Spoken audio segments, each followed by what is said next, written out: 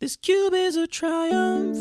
I'm making a note here, huge success.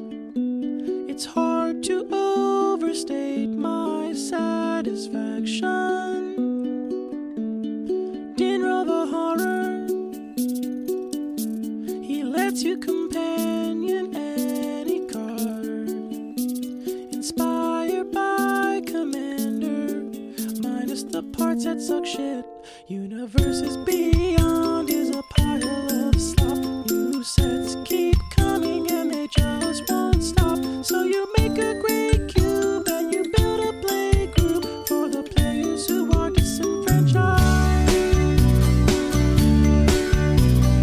Hi everybody and welcome to another brand new episode of Lucky Paper Radio. My name is Andy. I'm here as always with my co-host Anthony.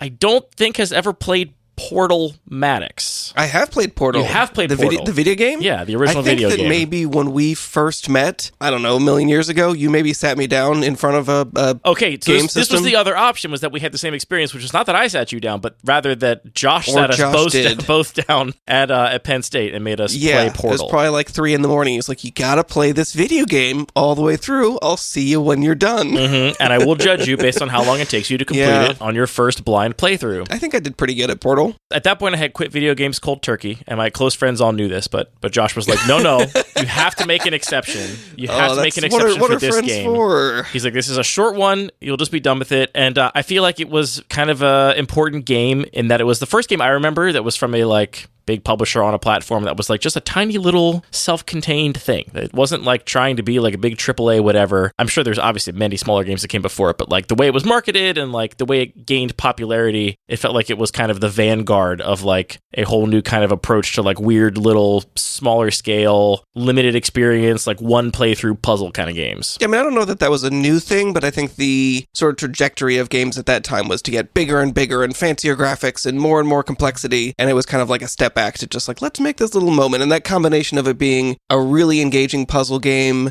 plus this like weird kind of story that you sort of pick up through bits and pieces, I think was really a compelling experience. Yeah, for sure. Great game. Anthony, we're not talking about Portal for no reason. We are joined by a guest of this episode of Lucky Paper Radio. We have Greg. What was the name of the podcast? Did I say Paper Radio again? Lucky Paper Radio. We are joined on this episode of Lucky Paper Radio by Greg Dinrovahorror Cortazzo. Greg, what's up? Hey, how you doing? I feel like you're younger than Anthony and I. Did you play Portal when it was originally released? I definitely played Portal when I was roughly in high school, but I don't know off the top of my head what year it came out. So maybe you're not that much younger. Let's see. Portal 2007. How can we figure this out? There's really no way. I was 10 when Portal came out, so I did not play it when it first came out. Okay, gotcha. Probably 5 years after it released. I think it came out my freshman year of college, or maybe senior year of high school, or right around there, in that sort of range. Yeah, we're here talking about the Companion Cube today, Greg. This is a cube that obviously has been storied. Your Companion Cube has been one of the more prominent cubes in the cube community and present at lots of grassroots cube events all over the country. Cube events you yourself have organized, and you've had it now for, just for talking before the show, it seems like a little over 3 years probably. And I thought it'd be good to do an episode talking about kind of the long life, the sort of, prolonged maintenance of a cube like this. I think there's tons of episodes, especially on, Cade's podcast, Recross the Paths, of which you were actually the first episode ever talking about the Companion Cube. There's a lot of episodes about a cube concept that are kind of like introducing the cube concept and explaining it and kind of going to like the basics. But I want to have a bigger conversation about what managing this cube for 3 years has been like and what you've learned, basically. Yeah, I did go back and listen to that episode as sort of prep for having this conversation. It is really interesting to think in these terms about the cube. I feel like I've never really sat and thought about the overarching arc of a cube like this, which is pretty cool. Time to reflect. And we covered this at Cube for a Cause in New York just a couple weeks ago, which is part of why this was front of mind for me. But I also wanted to give you a chance to talk a little bit about Shoebox, which is an event that you are co-organizing that is coming up in Minneapolis, St. Paul. The dates of Shoebox, which I think we forgot to say, and I'm now asking Matthew to put this in retroactively in post, are March 13th to 15th. That is beginning the Friday after this episode comes out. This episode released on a Monday. This coming weekend, it will be Shoebox in Minneapolis, St. Paul. 13th to 15th, 2026. You've got a few days to figure out how to get there and get a ticket, get a pass. Anthony and I will both be there, but can you tell the people that are listening a little bit about Shoebox? Yeah, for sure. I think the idea for Shoebox kind of stemmed from a bunch of us getting together and thinking about how we can focus on the parts of the Magic community that are not, let's say, so focused on kind of the Hasbro side of things, for lack of a better word. I don't know if that's a good way of phrasing it, but we've noticed a shift in the way that Wizards of the Coast has viewed the game over the last several years that has become increasingly corporatized, profit-driven, at least in my eyes. And I'm not in love with that direction for the game. I would love to bring something to the table that has an overt focus on what the Magic community has to offer to the game. So we decided to focus on stuff like Cube, stuff like Pauper, even just the sorts of little grassroots formats that you might see floating around in the open play area at a large Magic Con. Your Judges Towers, your Dan-Dans, that kind of stuff. Exactly. Your value vintages even. Like some of these competitively minded formats that were born out of just the community's passion as opposed to being overseen by some body that tells us what the ban lists are and what the rules are, right? Yeah, I think maybe some people might hear you talk about it and think, oh, it's about like playing Magic casually, and that's not really it. Like, I mean, there's a lot of competitively minded things at Shoebox. It's really more about the community-minded aspect of it. It's not playing casually. It's just playing in a way that forefronts the game and the community surrounding it, and not so much all of the other, maybe icky aspects we don't love so much. Yeah, and that's the beauty of Cube, right? Is specifically that we can sit down and play casual competitive Magic, for lack of a better word. So this event is being held in Minneapolis, St. Paul. You still have passes available. You mentioned there'll be a lot of different kind of formats on offer. If you just buy a pass for the weekend but not entry to any specific event, what does that get you? Actually quite a lot, which I think is one of the cool parts about this particular event. We've created something that we're calling the Carnival, which is sort of like a little bit more structured of a free play area. So as I mentioned, we're trying to bring together to the forefront some of these community-driven formats. So we're going to have an area that kind of houses them and gives them space to their own. If you wanted to play something like Value Vintage or Pauper Commander at a Magic Con, some listeners have probably experienced this. They've sat down somewhere in the free play area, they've got their signs, they've got their decks, but you got to go find them. They're just doing their own thing. So we wanted to give them some extra support, some extra structure for these types of things. We're going to have Dan decks you can borrow. We're going to have all sorts of competitive formats that you can borrow. We're going to have cubes that you can borrow. And so this area is a little bit more of a structured free play, and that is just open to everybody who has a weekend badge. There's also going to be artists there. There's going to be vendors there. And we're also doing, I think you mentioned this on a recent episode, but the community artist area, which is a really cool facet of the event, trying to put a little bit of a spotlight on some of these people that do art in the Magic community, but aren't, the Magic artists that you might find at a Magic Con or an SCG. Yeah, like Jane is going to be there just doing free alters of any card with Therese Nielsen art, which is a very cool service to provide. Yeah, I think that's awesome. Yeah, I mean, that's such a cool structure for an event because obviously, going to a Magic Con is great because it is multifaceted. And there are artists in addition to the games and in addition to like the structured competitive events. I also obviously love small-scale Cube events, but they are pretty like single-focused. It's like I'm going to go there, I'm going to play a bunch of Cube, I'm going to see a bunch of great people, but not necessarily get that multifaceted experience. And Shoebox, it sounds like, is kind of bringing together the best of both those worlds, where it is really community-focused, but it also has all those different aspects. And in a way that, yeah, like you're saying, artists can be there that aren't necessarily artists that are specifically there to promote the cards that they're printed on. It can be much more open-ended in that multifaceted experience. Yeah, I don't think Hasbro is going to want to have Jane there doing free alterations and drawing attention to one of their less storied artist relationships over the history of the game. So in addition to that, just free play area with the carnival and all that kind of stuff, there are going to be structured events for Cube. So there's a structured Cube event that will play like any other grassroots Cube event that we've talked about ad nauseum on this show and done plenty of tournament reports from. There's also going to be a team limited tournament, which I know is a format that is the pet project of one of the organizers, and making sure that that happens. And then also a pauper tournament as well, in addition to some CEDH pods that are on demand, like all different kinds of stuff that's also more structured. So check out the website, shoebox.gg, and see if anything appeals to you. And maybe we'll see you there. I also just want to say that you all came to me 6 months ago and were like, hey, we're going to do this thing. Do you want to help us with the design? And I was very hesitant because I don't like to do my job outside of my job, because I've learned after many years of doing, design work for things that weren't my job, I was like, I don't have any more of this in me. I don't have any energy for it. But I did make a suggestion. I was like, I will do this if you basically give me complete creative control. I was like a little diva, and I was like, if you just basically let me do what I want and like make something that is like something I've envisioned, then I'm in. And I just want to sort of thank you and the rest of the organizers for giving me so much trust, because I'm really excited to see all this design work I've been doing for 6 months finally come to fruition and see it in person in St. Paul. So thank you for that vote of confidence. I mean, honestly, we can't thank you enough for all of the incredible work that you've done on every single aspect of anything that looks like anything for the most part. The website, the play mats, the pins, the badges, like it all looks incredible. So thank you.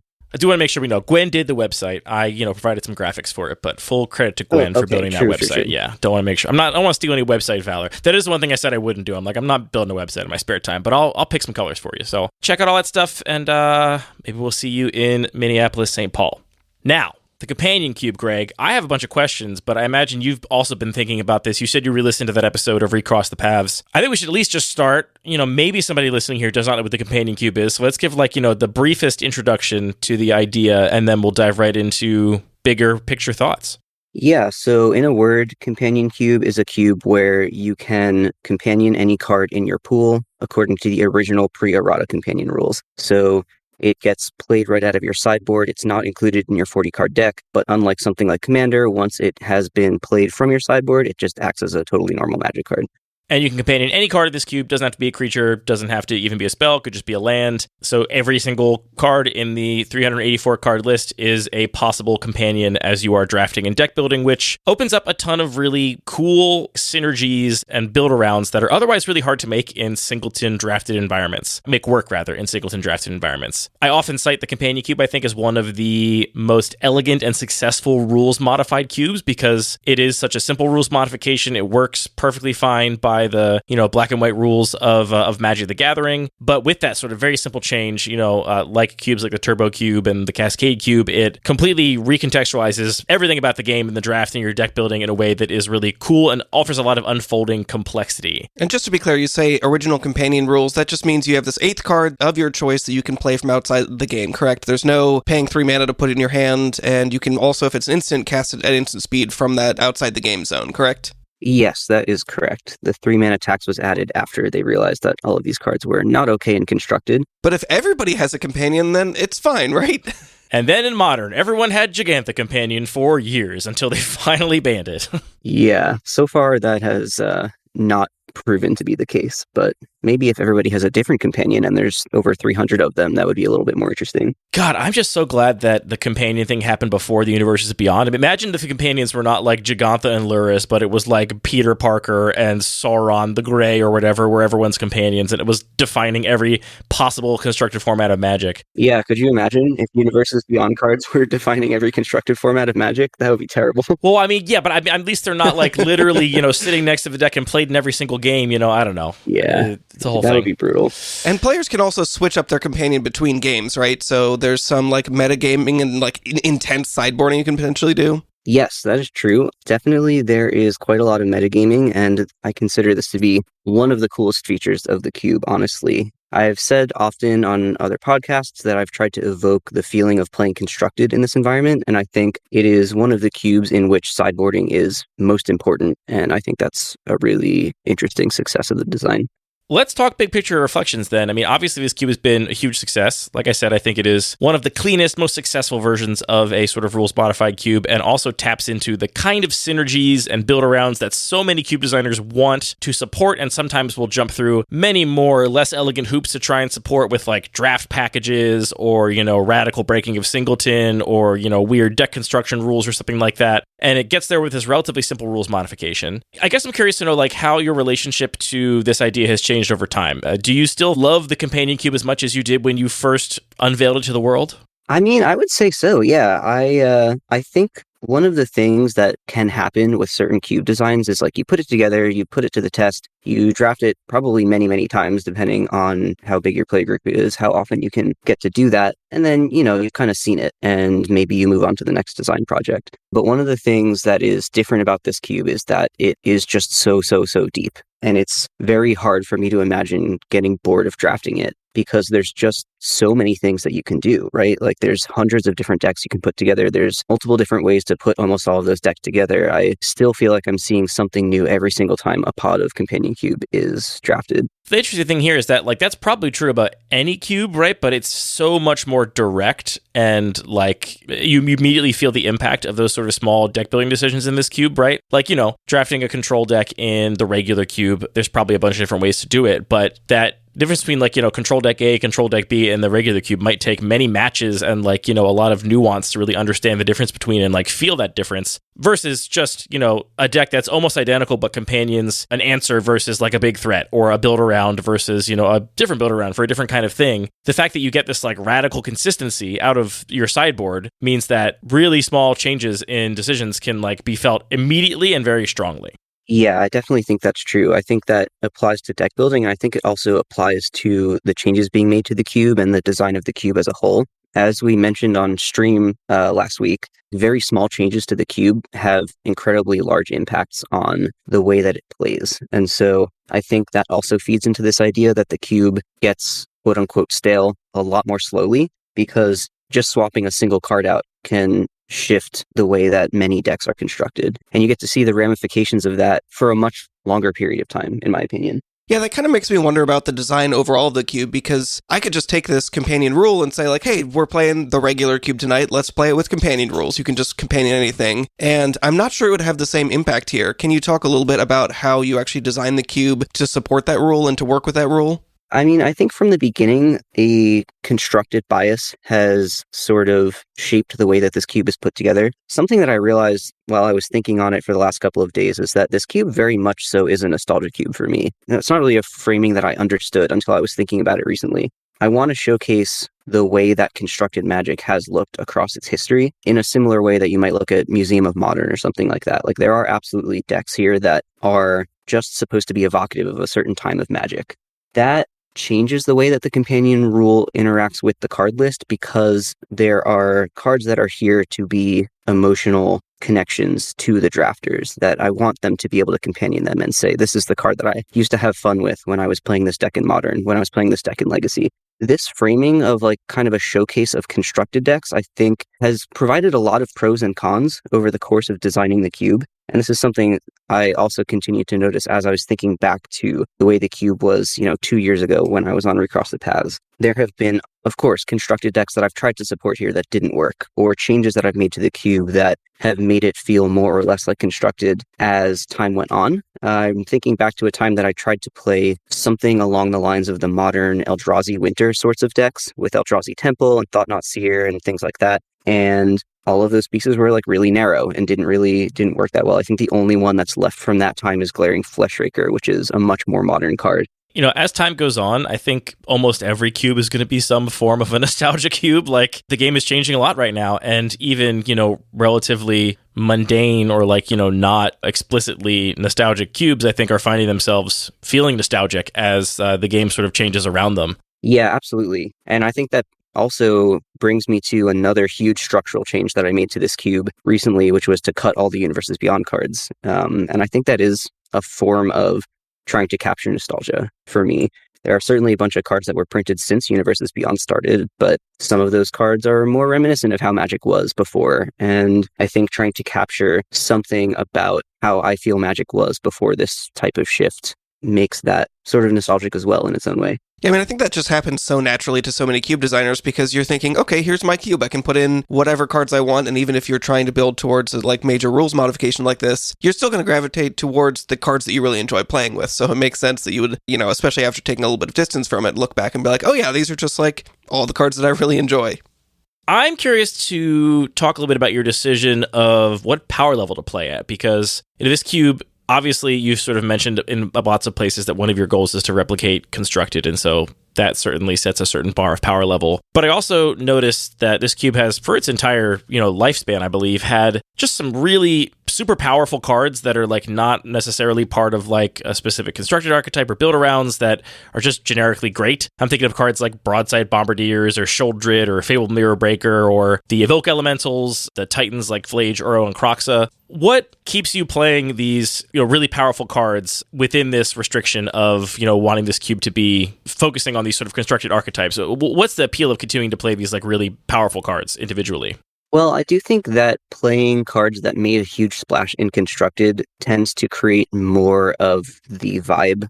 Like, it's more reminiscent of a particular time in Modern, for instance, where Uro was legal. And then you think back to can't believe that we got to play that card in Modern. The same is true of some of the pitch elementals or cards that were banned in Standard or Legacy for some reason or another. So I do think that cards that were legal for a stretch and really defined their era of Constructed can be more evocative than maybe your baseline, like Lightning Bolt. Certainly has a long and storied Constructed pedigree, but it doesn't really remind you of like a particular time, a particular format, anything like that. It's easier to accomplish that with Up the Beanstalk. I can't believe we were allowed to play with that card in Modern, right?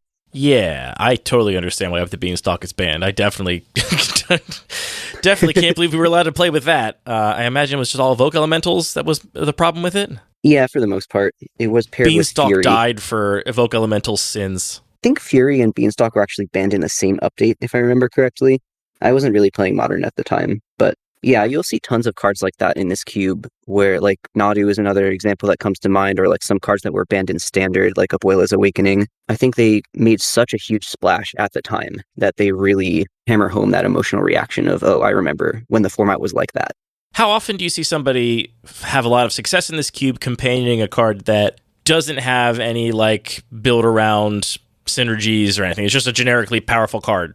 It's interesting. I think cards with no synergies that are generically powerful is like a little bit of maybe a fallacy in a sense. Like, certainly it's really hard to have no synergies whatsoever. Right, yeah. Certainly. Especially if that card is a card you're going to draw every single game. Like, even the smallest of synergy angles do matter rather a lot. So it's kind of an interesting question. Like, I think to some extent, getting to draw that card every single game accentuates all of the synergies of the card. And suddenly a card that you might think has very little synergies, like even if you've decided to companion, I don't know, Counterspell or something like that, a small synergy like Snapcaster Mage, which normally you would hardly even consider a synergy, you might look at that card in a draft pack and rate it way, way, way higher, because now it actually matters quite a lot if you have Counterspell every single time.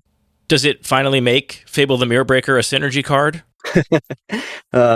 Yeah, well, obviously lots and lots of ink has been spilled on whether or not Fable the Mirror Breaker is a synergy card. Maybe it would be safer for me to not weigh in.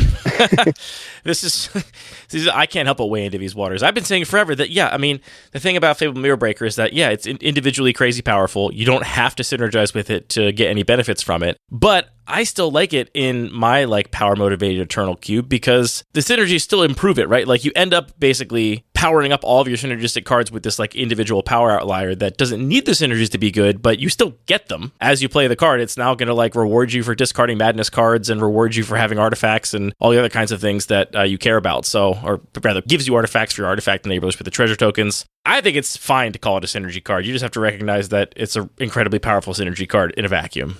Yeah, I think I land close to you on this. Like you mentioned, the treasure tokens, there's absolutely, like, you can put this card in your deck with Academy Manufactor or something like that, and all of a sudden it's doing something much stronger than Fable the Mirror Breaker on its own. But of course, the power level of the card is totally relative, and the strength of the synergy is totally relative. Like, if all the cards in your cube are about as good as Fable the Mirror Breaker, then you better be doing something with the discards and the treasures and whatnot if you want that to be worth playing over, I don't know, Uro or whatever, right? Yeah, that kind of makes me wonder, though. We're talking about, like, using that companion slot to have something that is kind of a build-around. It's just like, I'm always going to have access to this, so if I have some kind of A-B synergy, if A is always in the companion zone, I'll draft a lot of B. At what point during a draft do you think people end up committing to their companion? Is it something where people are taking it pack one pretty early and just saying, like, yep, now I've got Fable the Mirror Breaker, I want everything that is going to pay me off for discarding. I just want all the madness cards and anything that cares about treasures. Or do you think it's a little bit more flexible and people are looking for a synergy and looking for that companion at some point later in the draft? Yeah, I really think this goes both ways. I know we touched on this on the stream for a second, but basically, I've seen people commit as early as pack 1. I've seen people commit as late as pack 3. As you mentioned, like, sure, you might find Fable the Mirror Breaker and build a deck that's all about discarding stuff, and then find in pack 3 that you open, say, Inti, and decide that that's actually a way better payoff for what it is you were trying to do. So you might have thought that you were locked in on Fable, but now you found something better. So it's definitely very dynamic. Yeah, it's interesting. And I'm sure you've sort of seeded in a lot of those mechanical themes so that there are multiple different directions to go with any. It's not just like, here's your one single Hogak, and if you don't get that, there's nothing else that's going to work for you in a similar style of deck. I think that the number and depth of themes is very hard to match in this cube because of the consistency of the companion rule. I was thinking about this a lot with, I think 2 episodes ago with the Take 5 discussion and how many packages can you fit into a cube. And I just kept thinking back to this cube and saying, well, you can fit kind of in 384. Right, exactly. I'm thinking back to an update that I made, I think prior to some MagicCon last year. And I wanted to add 3 cards, which were Satoru the Infiltrator, Ketramos, and Insidious Roots. I was like, these are really cool build-arounds. They do something unique that the cube isn't doing already. What do I have to do to support these cards in the cube? And I think I just put those 3 cards in and swapped like 1 removal spell that destroyed something for 1 removal spell that exiled something. And that was the whole update. And then we drafted the cube at the event, and there was a successful Ketramos deck. There was a successful Insidious Roots deck. It goes to show you that you can fit lots and lots of packages in a cube. And this is like, it's a weird example because it's doing something weird, but I think that's one of the things that's cool about this environment is that the packages can be small because you're always drawing the correct density of the thing that you're trying to do. It's actually kind of an interesting way. I mean, we talked about the package density in the context of my Take 5 cube, and I think hearing you say that and describe how the companion cube works with regard to the density of themes, I feel like almost what I'm doing is, the consistency of the companion rule makes every theme viable, right? Like any card that has any synergy with any other card, you could theoretically build a whole deck around it because that hyper consistency like powers up everything. And I kind of think what I'm trying to do in Take 5 is just instead power it all down so that every deck can afford to be really inconsistent and, not focused, but still have the same density of themes that are sort of naturally emergent, just because there isn't going to be like really powerful synergistic deck that's just beating your face in from turn 1 because the whole environment is way slower and less powerful. But I do wonder at the end of the day how similar and overlapping our goals are. I mean, I remember that in the early days of this cube, I think one of your bigger inspirations was hearing Dom Harvey talk about wanting to play Amulet of Vigor in cube and how it just wasn't possible. And you were like, aha, what if it was possible? What if you could companion Amulet of Vigor? And that's a great example of a theme that like I also want to be in Take 5 and a card I also plan to support there, but it will be supported in a very different way than it is here in the companion cube.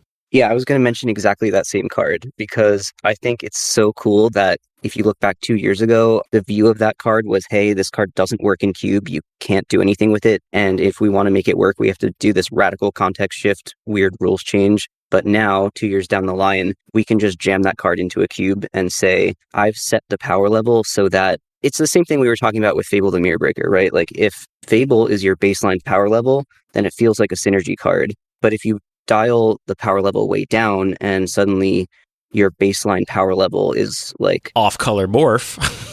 Morph you can't afford to flip in your whole deck. It's like the reverse approach to the same problem, which is if you bring the power level down low enough, you can make every card feel like a synergy card, even if it just like is like Sundial the Infinite or something like that, right?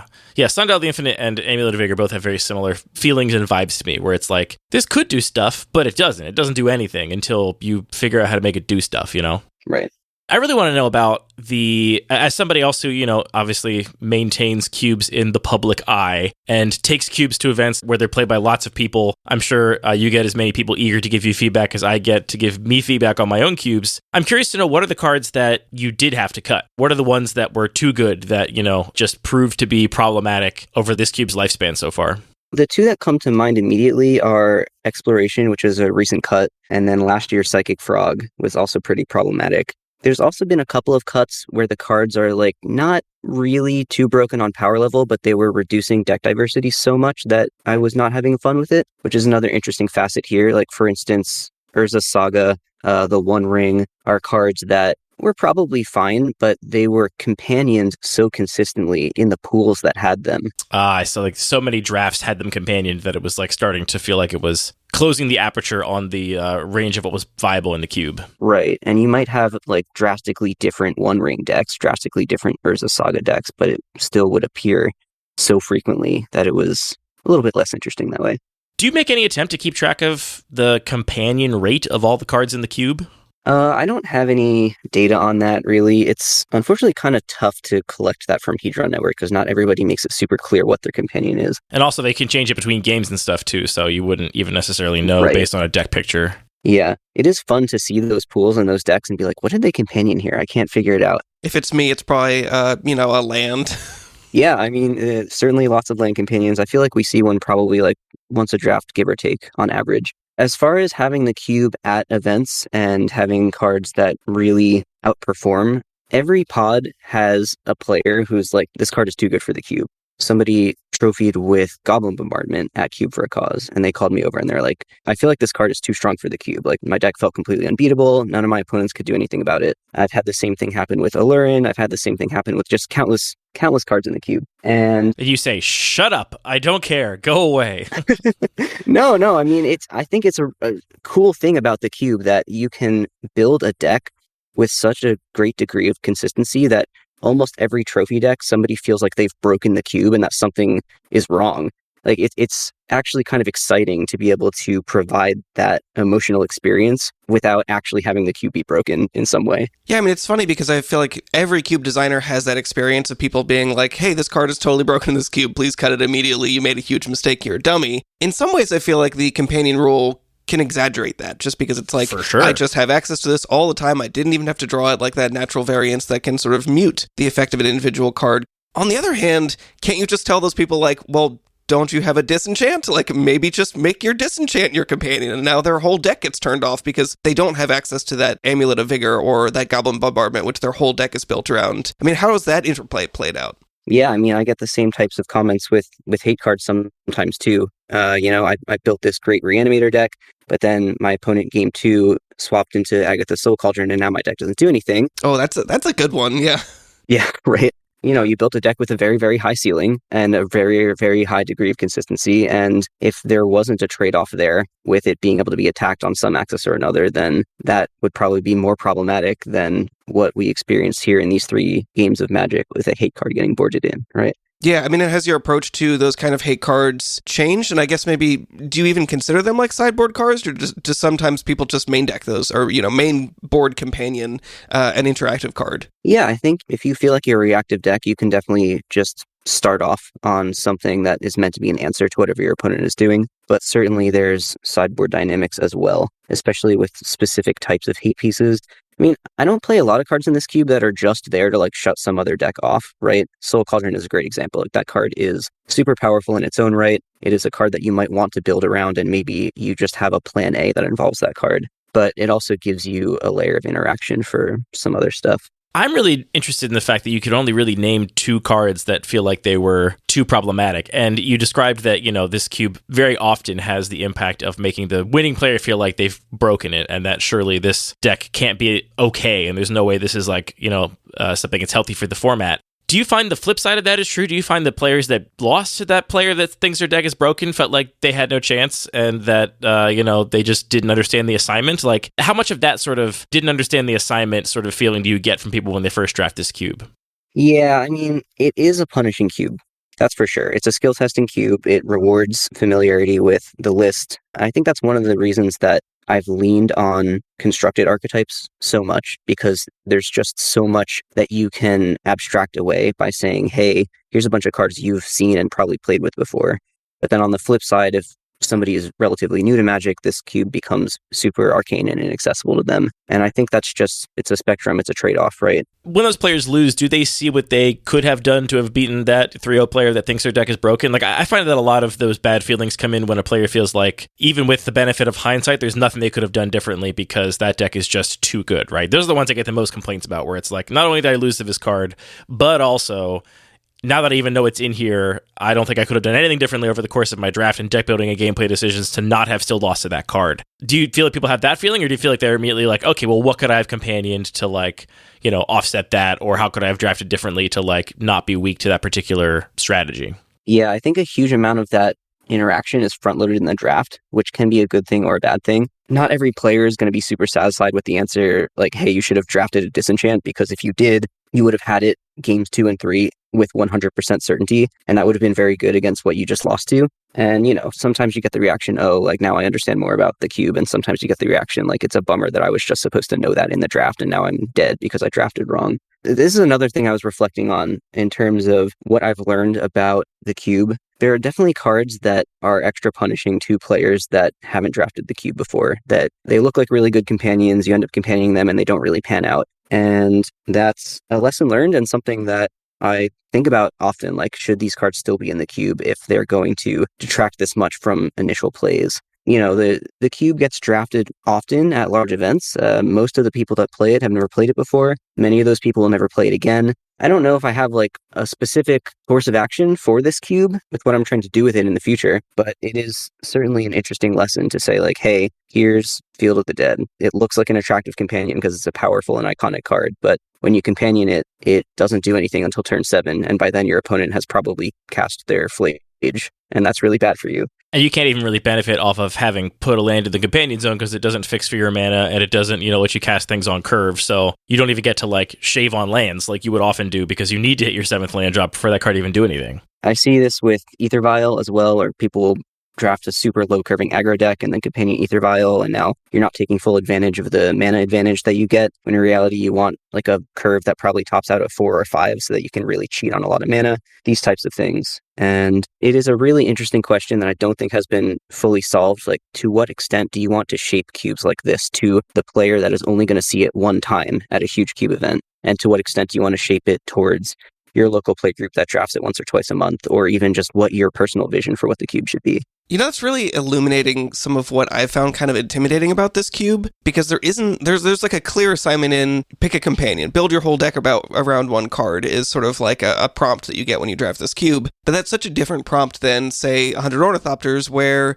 the prompt is, how do you turn an Ornithopter into a way to win? Like, you got to give it power somewhere. Like, there is a very clear assignment that you can open up a pack and be like, okay, there's an answer. Whereas in the companion cube, you open up a pack and every single card is its own question. It's just like, any one of these things could be my companion, and then requires a whole sort of philosophy to build around it and make it work. And that's just such a more second level of complexity that can be really difficult to get your brain around.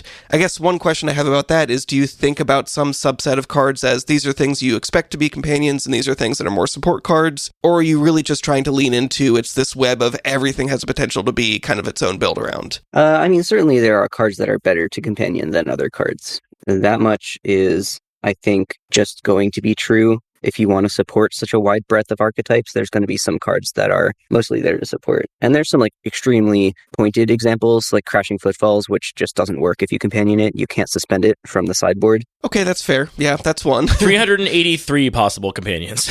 Right, yeah. If you're feeling really, really brave, you can companion Fires of Invention you can put the Fires of Invention in your deck, and then you can cast the Crashing Footfalls out of your sideboard without paying its mana cost. But I don't understand why you would ever do that.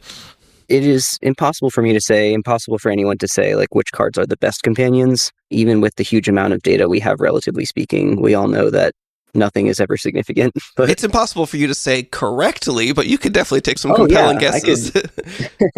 Yeah, I could certainly just say some things.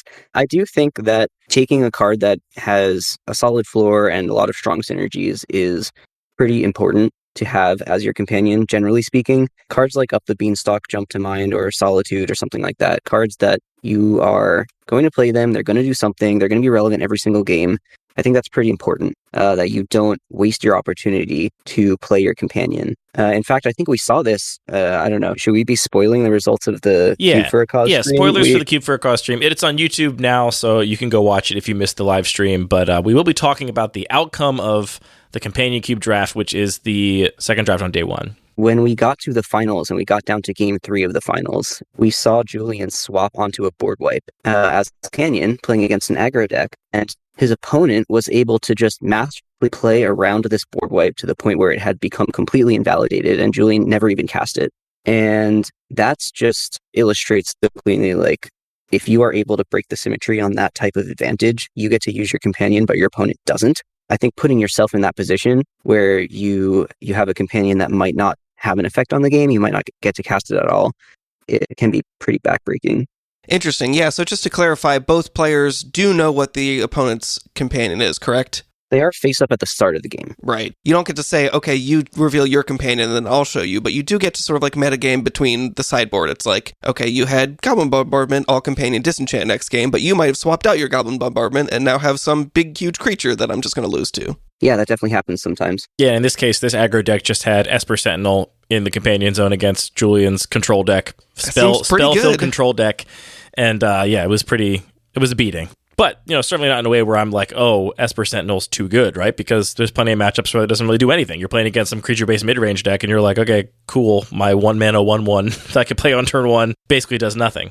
Yeah, I mean, we talked about some of the cards that you've felt in the past have been too oppressive to the point that you've cut them. My impression seems to be that a lot of the things that are just like really good in the face of removal and are cheap tend to be really good companions. I think we've talked a little bit about, is it Stitcher Supplier, the 1-mana 1/1 that basically bins you 6 cards, is just something that isn't going to be the win condition in itself, but it's just so resilient against removal, it just like doesn't really care about what your opponent is doing and fuels up all the other synergies in your deck. Or something that's just really extremely efficient like Thoughtseize ends up being really powerful. Do you think that any of those kinds of cards that are just like super enablers or cheap interaction end up being problematic? I mean, when I think about the cards that I have never tested, that I have always just written off as clearly too good, they tend to all just be 1-drops that are really good in the face of removal, like Mother of Runes, Ragavan comes to mind. These are cards that I have never tested in the history of the cube, and I don't think that it would make a whole lot of sense to. I mean, I also felt the same way about Exploration for a while and tested it, and I guess it was broken. So, yeah, 1-drops are really good in this cube. That's just because, again, they have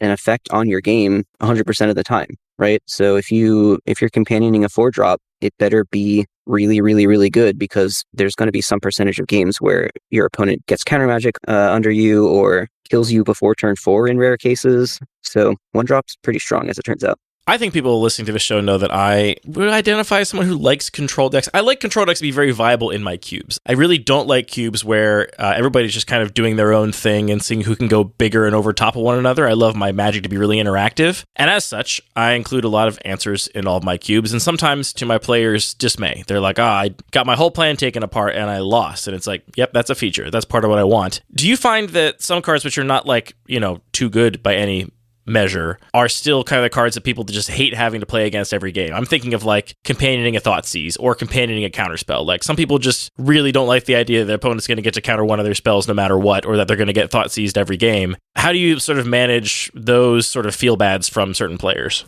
Well, I think to some extent it manages itself in the sense that it's coming. The face-up counterspell feels really different from the face-down counterspell, in my opinion. Thoughtseize also comes with a little bit of a built-in stopgap because it can never hit your companion, which is ostensibly the most important card in your deck. So, I mean, certainly control decks are strong, and certainly there are some people who don't think it's fun to play against control. But I, like you, enjoy supporting control decks in my cubes.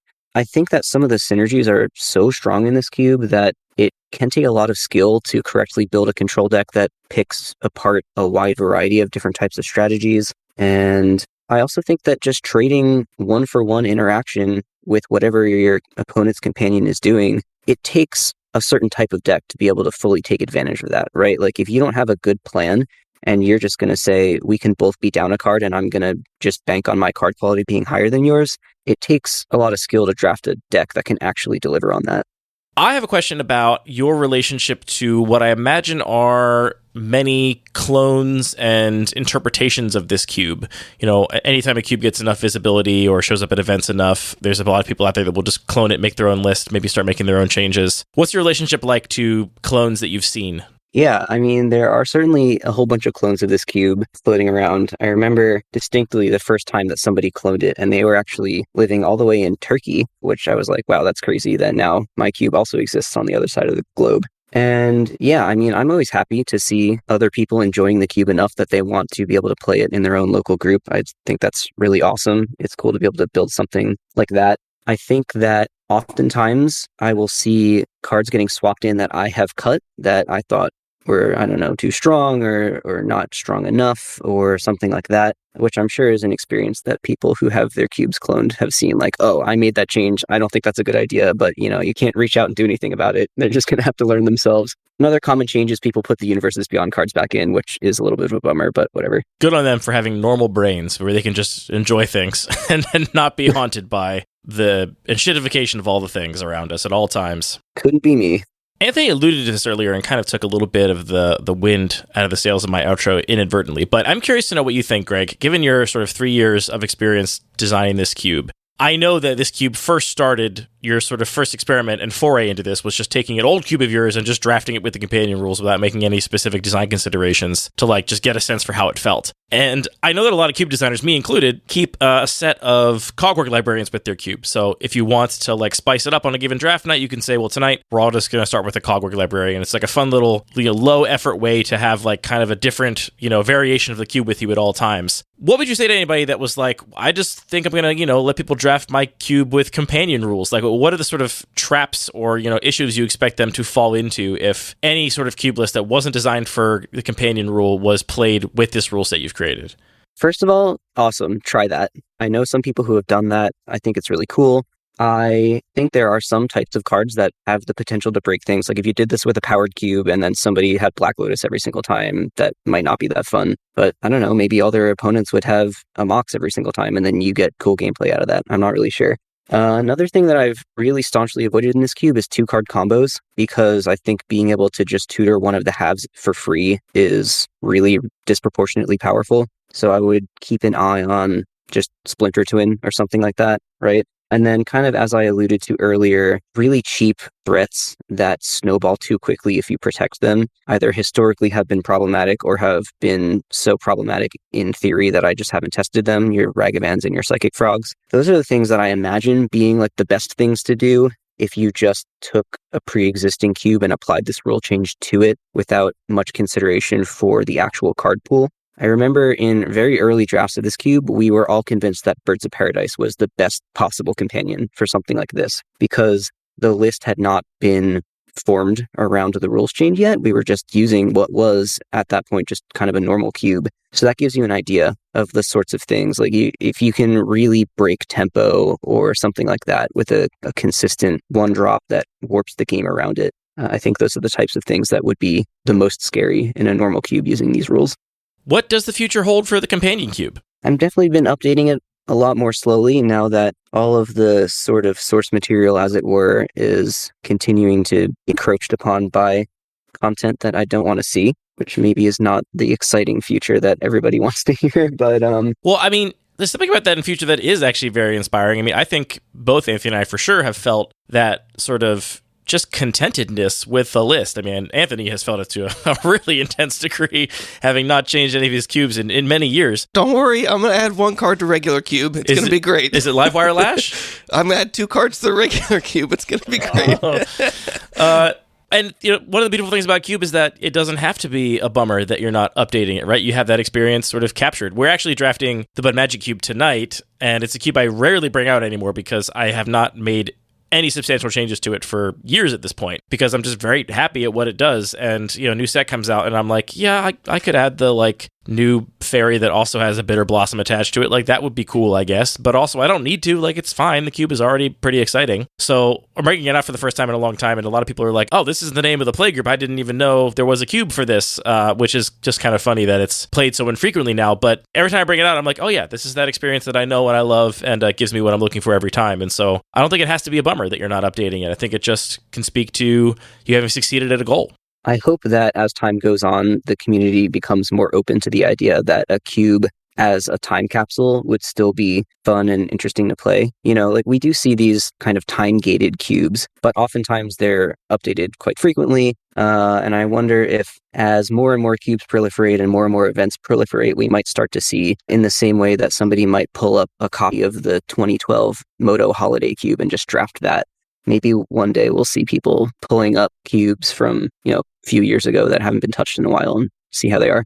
You're still planning on taking it to lots of events, I take it. So no major updates planned, it sounds like, but still bringing it around and still attending lots of events? Yeah, I mean, at the bare minimum, it will be at Shoebox, that's for sure. So if you want the chance to try it there, that will be the soonest opportunity. And do you still have the cube in a companion cube style box? So if somebody wants to play it, they can just look for the person carrying around a companion cube?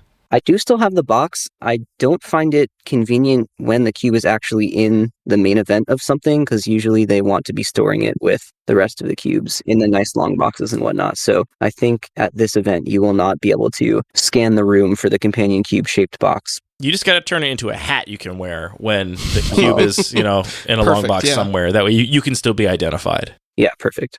Well, Greg, thank you for coming on and talking about the companion cube. When we talked about it at Cube for a Cause and watched some drafts, I was like, yeah, this cube is still really interesting all these years later and worth, I think, unpacking the nature of a longer maintenance relationship to a beloved cube when you're not in the honeymoon phase anymore, but you're in kind of making a stable marriage work instead of just a honeymoon.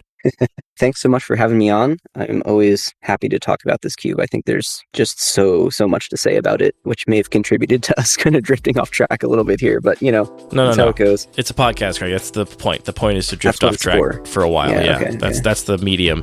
And on that bombshell, that's the end of this episode of Lucky Paper Radio. Thank you, everybody, for tuning in. All the music for this show is produced by DJ James Nasty, and the show is edited by Matthew. All the magic cards, for better or worse, are produced by Hasbro and Wizards of the Coast. This podcast is produced by thinking really hard about magic cards and speaking into microphones about it. Anthony and Greg, thank you for the gift of friendship and for the gift of Cube. Thank you, Greg, for designing a cool cube. I've gotten to draft it once or twice. Hopefully I can again at Shoebox coming up next week. Yeah, I hope so. Thanks for having me on.